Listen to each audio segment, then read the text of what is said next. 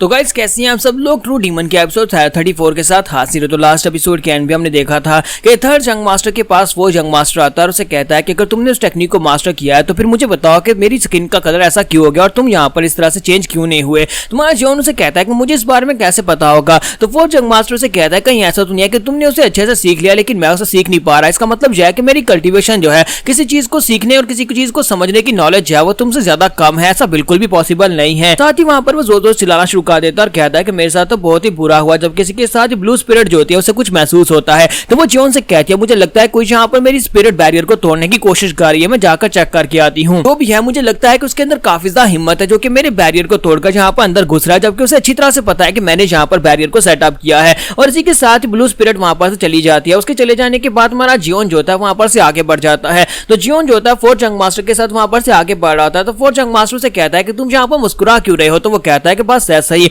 और इसी के साथ ही उसे कहता है क्या तुम यहाँ पर मुझे बताओगे नहीं। तुम्हारा जियोन कहता है कि नहीं मैं तुम्हें नहीं बताऊंगा। तो वो कहता है क्या तुम जब मुझे बताओगे नहीं कि तुमने यहाँ पर उस टेक्निक को मास्टर किया भी है या नहीं। जियोन कहता है कि हाँ मैंने तुमसे कहा ना कि मैंने यहाँ पर उसको मास्टर किया है। तो वो कहता है तो फिर तुम्हारी स्किन का कलर चेंज क्यों नहीं हुआ। तो जियोन कहता है कि मुझे नहीं पता। और इसी के साथ ही वो लोग वहां पर पहुंच जाते हैं। जैसे वो मेन हॉल के अंदर पहुंचते हैं तो वहां पर सेकंड यंग मास्टर और फर्स्ट यंग मास्टर दोनों खड़े होते हैं और वो इन दोनों को बातें करते हुए देखते हैं। तो वो काफी ज्यादा हैरान होते हैं। स्पेशली सेकंड यंग मास्टर वो कहता है कि ये दोनों में इतनी दोस्ती कब से होने लगी कि ये दोनों यहाँ पर एक दूसरे के साथ बातें करते हुए यहाँ पर आ रहे हैं। फर्स्ट यंग मास्टर को वहां पर दिखाता है कि उसकी माँ जो होती है उसका मुंह साफ कर रही होती है क्योंकि उसने वहां पर अपने ऊपर उल्टी कर ली होती है। तो वो उसे कहती है कि तुम्हारे फादर ने यहाँ पर तुमसे मिलने के लिए बुलाया है। तुम घर के बड़े बेटे हो जो कि यहाँ पर सक्सेसर बनने के लिए परफेक्ट हो, लेकिन तुम यहाँ पर दिन दहाड़े कैसे पी सकते हो। सेकंड यंग मास्टर वहां पर सोच रहा था मुझे लगता है कि यहाँ पर हम चारों को इसलिए बुलाया गया है क्योंकि फादर यहाँ पर सक्सेसर का अनाउंसमेंट करने वाले हैं कि उनका अगला सक्सेसर यहाँ पर कौन बनने वाला है। तो मुझे लगता है कि यहाँ पर हम चारों में से सबसे परफेक्ट कैंडिडेट जो कि नया सक्सेसर बन सकता है वो मैं ही हूँ। और दूसरी तरफ फोर्थ जंग मास्टर को दिखाता है कि वो सोच रहा था कि मुझे इस बात से फर्क नहीं पड़ता कि इसने मुझे गलत मैनुअल दिया था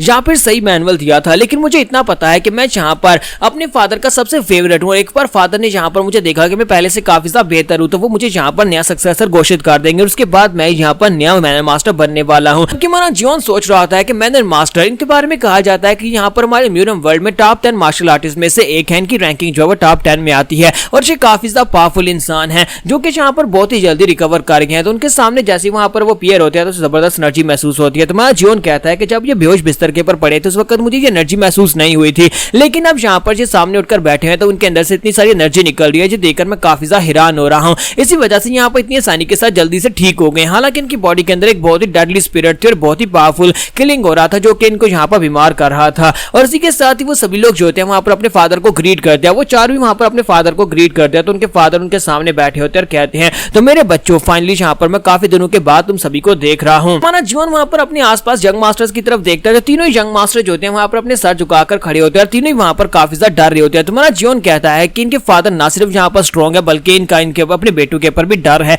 जिसकी वजह से ये सभी लोग डर कर मारे इसके सामने अपना सर नहीं उठा रहे। लेकिन मैं यहाँ पर से बिल्कुल भी नहीं डरता क्योंकि मैं इसका बेटा नहीं हूँ। तुम्हारा जीवन वहां पर सोच रहा था कि मास्टर इंडियन की बॉडी के अंदर यहाँ पर किसी ने डेडली ऑरा डाला था, एक बहुत ही स्पेशल डेडली ऑरा जिसकी वजह से वो इसे मारना चाहता था। लेकिन आखिर ये सब कुछ किसने किया होगा, आखिर वो कौन होगा जिसने एक डेडली स्पिरिट इनकी बॉडी के अंदर डाली होगी। और इसी के साथ ही हमें बाहर का सीन दिखाते हैं जहां पर मॉक फैमिली का आउटर हॉल होता है। आउटर हॉल के अंदर जहां पर डिसाइपल्स सो रहे होते हैं वहां पर सीन दिखाते हैं कि जितने डिसाइपल्स होते हैं वो सारे के सारे मारे जा चुके होते हैं। किसी ने वहां पर सभी को मारकर लाशों का ढेर लगा रखा होता है। तो एक बहुत ही पावरफुल कल्टिवेटर जिसका नाम सोन वून होता है वो वहां पर आया होता है और उसने आकर उन सभी को मारा होता है। तो वो यहाँ पर एक चीज ढूंढने के लिए आया होता है और वो चीज जो होती है उसे यहाँ पर से चाहिए होती है। इसी वजह से वो यहाँ पर मॉक फैमिली में आया होता है और यहाँ पर आने के बाद वो सभी लोगों को मार रहा होता है। उसे पता चलता है कि उन लोगों ने जो मर्डरस एनर्जी उसकी बॉडी के अंदर डाली थी, जो बीमारी उसकी बॉडी के अंदर डाली थी वो उससे बच चुका है। तो इसी वजह से वो और भी ज्यादा गुस्सा हो जाता है और शामन से कहता है कि क्या तुम्हें लगता है कि ऐसा पॉसिबल है। तो शामन उसे कहता है कि हाँ मुझे लगता है कि ऐसा पॉसिबल है। थोड़ी देर पहले मैंने यहाँ पर एक चैमे मोरियो को देखा था।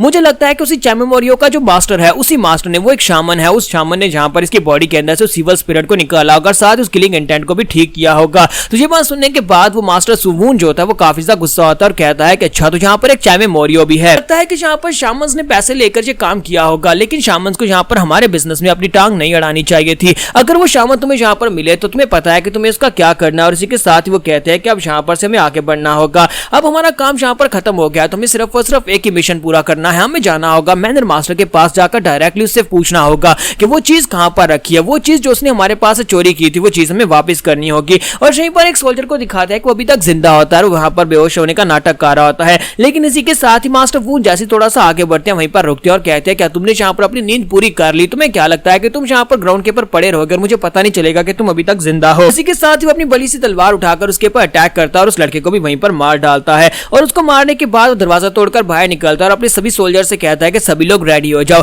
हम लोग इस वक्त मॉक फैमिली के ऊपर डायरेक्टली अटैक करने वाले हैं, जो भी दिखाई दे उसे मार डालना। सभी को मारने के बाद हम लोग वहां पर से वो चीज ले लेंगे जो हमारी है। सभी सोल्जर्स बड़ी तेजी के साथ भागते हुए मॉक फैमिली की तरफ आगे बढ़ना स्टार्ट करते हैं। जबकि फिर से नेक्स्ट सीन जो होता है मॉक फैमिली के मेन हॉल का दिखाया जाता है, जहां पर फादर अपने चारों बेटों को अपने सामने खड़ा करके बैठे होते हैं और उनसे कहते हैं कि अच्छा ठीक है, अब जहां पर मैं तुम सभी लोगों से बात करने वाला हूं, तो क्या तुम्हें पता है कि मैंने जहां पर तुम सभी लोगों को किस लिए बुलाया है? तो वो सभी लोग वहां पर बिल्कुल खामोश खड़े होते हैं, उनमें से कोई भी वहां पर बोलने की हिम्मत नहीं कर रहा था। जबकि हमारा जियोन कहता है कि यहाँ पर आपने हम सभी लोगों को इसलिए बुलाया ताकि आप डिसाइड कर सके कि हम में से कौन सक्सेसर बनेगा। तो ये बात सुनने के बाद फादर भी काफी ज्यादा हैरान होते हैं और कहते हैं कि ये क्या, ये तो काफी ज्यादा बदल गया है। जब मैंने इसके बारे में सुना कि इसने मेरी जान बचाई, उस शामन के हाथों से आकर इसने मेरी जान बचाई, तो मैं बहुत ज्यादा हैरान हुआ था, क्योंकि पहले ये बहुत ज्यादा लालची इंसान था। ये यहाँ पर इतना लालची था कि यहाँ पर कुछ भी करने को तैयार था और मेरे सामने तो कभी तमीज से इसने बात ही नहीं की। ये बहुत ज्यादा अकड़ में रहता था। लगा कि यहाँ पर इसने सिर्फ और सिर्फ मेरी जान इसलिए बचाई होगी ताकि यहाँ पर पोजीशन को सिक्योर कर सके, यानी मैन एंड मास्टर बन सके, यानी कि मेरिट पॉइंट्स हासिल कर सके। लेकिन अब मुझे लगता है कि यहाँ पर कुछ तो अलग है, कुछ तो अजीब है इस लड़के में। और इसी के साथ ही हमारा जियोन जो होता है उसके सामने सीना तान कर खड़ा होता है और उसकी आंखों में आंखें डालकर देख रहा होता है, जिसकी वजह से फादर भी काफी ज्यादा हैरान हो रहे होते हैं और कहते हैं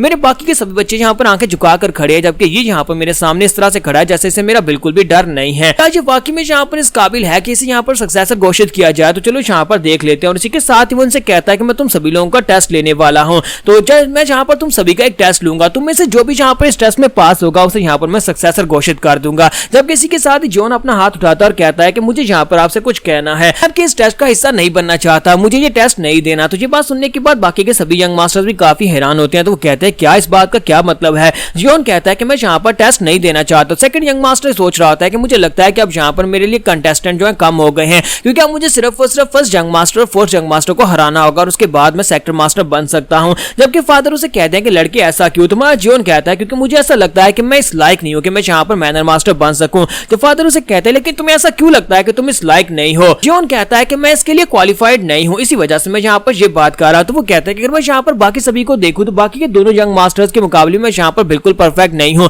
मेरी मार्शल आर्ट्स मेरे पास नहीं है, मेरी मार्शल आर्ट्स चली गई और साथ ही मैं यहाँ पर अपने ब्रदर्स के जैसा बिल्कुल भी नहीं हूँ, ना ही मेरे पास तेज दिमाग है, ना ही मैं यहाँ पर इनकी तरह काबिल हूँ। इसी वजह से मुझे लगता है कि इनमें से किसी को यहाँ पर सक्सेसर बनना चाहिए, मैं सक्सेसर की रेस से पीछे हटता हूँ। तो फादर उसकी बात सुनने के बाद वहाँ पर जोर जोर से हंसना शुरू कर देते हैं, तो वो सभी लोग और भी हैरान होते हैं। तो इसी के साथ ही फादर उसे कहते हैं अच्छा तो ये बात है, तुम यहाँ पर अपने आप को क्वालिफाइड नहीं समझते। जबकि साथ ही वो सोच रहे होते हैं कि ये लड़का वाकई में काफी ज्यादा बदल गया है, पहले से यहाँ पर इतना ज्यादा लालची था कि ये कभी भी यहाँ पर अपनी पोजीशन को नहीं छोड़ता, अगर इसे यहाँ पर बाकी सभी से फाइट करनी पड़ती तब भी यहाँ पर जो उनसे फाइट करता और यहाँ पर सेक्टर मास्टर बनने की कोशिश करता। लेकिन इसने यहाँ पर सेक्टर मास्टर बनने की ख्वाहिश को छोड़ दिया और यहाँ पर मेरी जान बचाई। इसका मतलब यह है कि ये वाकई मेरी जान बचाना चाहता था और इसे सेक्टर मास्टर की गद्दी भी नहीं चाहिए। तो ये भी एक मेरिट पॉइंट है जिसकी वजह से यहाँ पर पूरी तरह से क्वालिफाइड है सेक्टर मास्टर बनने के लिए। तो यहाँ पर हम लोग अपनी एपिसोड 34 का एंड करेंगे। नेक्स्ट एपिसोड में देखेंगे मास्टर वून जब इन लोगों के ऊपर अटैक करेंगे तो उस वक्त इन सभी का क्या होने वाला है, कौन यहाँ पर मरेगा और कौन यहाँ पर बचेगा।